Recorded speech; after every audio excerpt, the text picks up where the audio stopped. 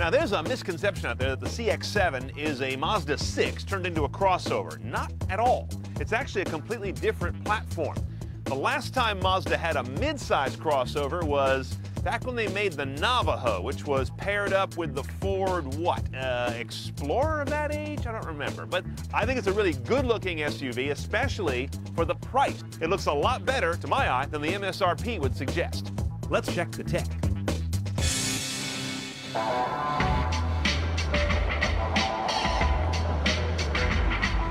You know, it's a really nice cabin inside this CX-7. Too bad it doesn't have any tech at this trim level. Let me explain how this works. If you get a Mazda CX-7 in the I category, which we have here, it's kind of a lower trim. If you go to the S category, that's where you can get into the turbo motor, all-wheel drive if you like, and some really good tech options. Here, you're really limited. That's my LCD screen. That's all I've got to work with. You cannot option navigation in this guy. This little helper screen on the left is fairly useful. What does it show?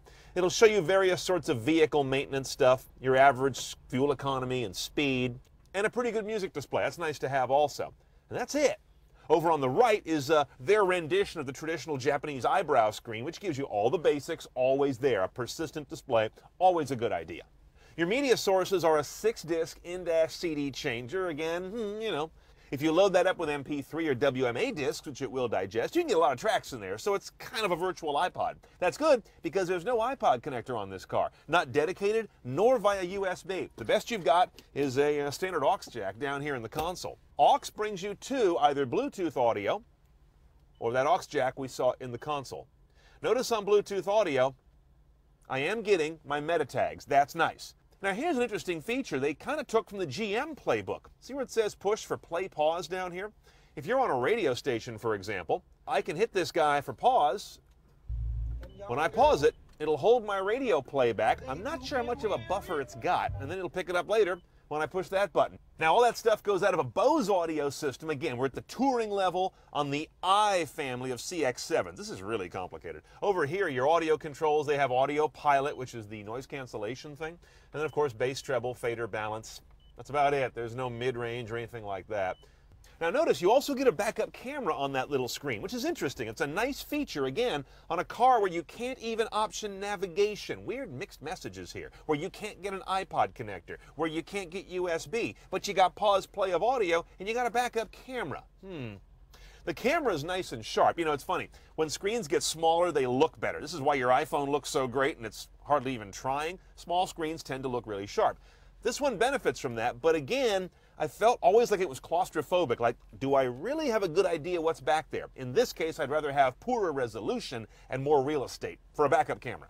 And that, of course, is connected to our reverse gear of our 5-speed automatic, the only gearbox available on this car. Pretty straightforward stuff, back to drive, and then over here for your slapstick, for your forward for downshift, back for upshift, no paddles on the wheel, and I don't like the way they've got the shifting arranged. That's not intuitive to me. For me, an upshift is when you go up or forward, and a downshift is when you go down or back. They've got it flipped. You get used to it if you buy this car, but not if you're just driving it for a short while.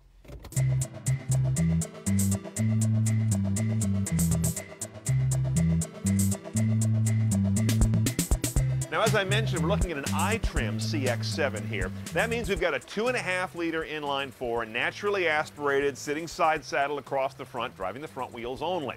It's not a very impressive engine, to be honest. 161 horsepower, 161 foot-pounds of torque. You know, kind of fair to middling, and more like fair. This guy weighs 3,500 pounds and has the profile of a large loaf of bread, so 0 to 60 is a leisurely 9.8. MPG, though, is pretty good for a big, heavy loaf of bread, 2028. If you get an S-trim vehicle, lots of things change. The engine actually gets smaller, 2.3 liters, but turbocharged and probably pretty high-strung, because they're wringing 244 horsepower out of that guy. You also have the choice of all-wheel drive should you want it, and you get a 6-speed automatic, but that's another video. Okay, what's it like driving a refrigerator? It's kind of appliance-like. And I don't mean the undue respect. It's a very pleasant vehicle off the line. Right off the get, they've got it geared right, and they've got the software programmed right where you feel like you've got really good perky torque. It's later on when you're really starting to force the speed above about 40 or work your way up a grade at highway speed that things begin to get a little bit crummy. It starts to become a vehicle that's just underpowered. The handling is nice. Mazda's always done a good job of having a tight yet not tiring suspension in my experience. So this car would be a great long-legged cruiser, but at the same time never feels wallowy or loafy. You know, it does nothing badly.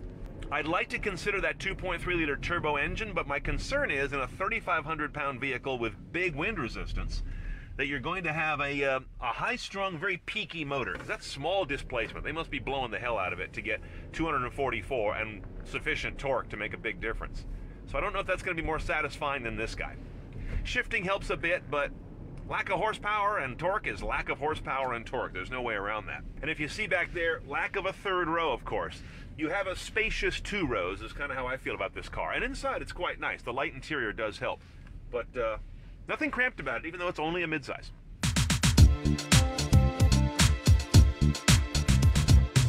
Okay, let's price our 2011 Mazda CX-7i Touring. So again, the I family is the bottom 3 cars, I think. Touring is the top level of that. So this is definitely the middle of the pack. $27,200 is your price. Includes just about all the tech I showed you, which in many cases is missing some key parts. And on the I family, you can't even option into things like navigation. That's where you're going to want to consider the S with the turbo motor and better overhead. You can put a really dopey rear seat entertainment system in this guy. It's $1,200 bucks. Don't do it. It's one of those center of the car ceiling mounts that drops down right in the way of your rear view mirror and looks real aftermarket from the shots I've seen. Just go buy a couple iPads and save money.